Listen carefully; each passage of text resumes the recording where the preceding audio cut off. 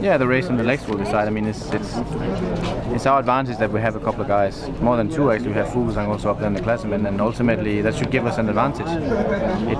It will all play out, I think, looking at a lot more at the competitors than looking at ourselves, because we know how strong we are, and I think it will be more the case of seeing exactly how strong Contador is, how strong Gesing is, but not forgetting Cadel. I think Cadel, for the moment, looks like just as big a favorite as Contador. Okay. Do you think Evans can actually go the distance in this year's race? If you look at his performance planning, without knowing the details, if you see how he's timed his season towards this race compared to last year, I think so. The thing with we saw after he won the Worlds, how he was always able to plan his season and win important races, whereas last year he put a lot of eggs in one basket with the Giro, and like other riders as well, they paid a price for it at the Tour. And I think ultimately Evans he's a perfect stage racer rider. Tactically astute, strong on the time trials, riding aggressively on the climbs, and this might be his year. A lot of guys, they try and then finally they get it, and that could also be the case for Evans.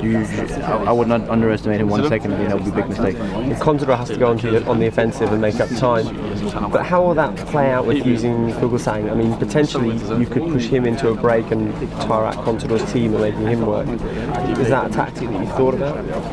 I mean, it's one of the cards we can play, but I think even if he didn't have the deficit, Contador's strategy would still be to make difference on the climbs. That's what he's a great time trialist, and he'll be able to defend the lead there, but ultimately Contador, even if he didn't have the time deficit that he has now, he would be on the attack. Our advantage is that we can cover some of the early attacks, and maybe someone like Jakob can pull through, and he's not someone who gets dropped on the first parts of the last climb, so that is a very important line for him to play. Sure. And how important are the Pyrenees versus the Alps? I mean, for example, if you got through the Pyrenees and the deficit would be the same as 140, would that be a victory for you?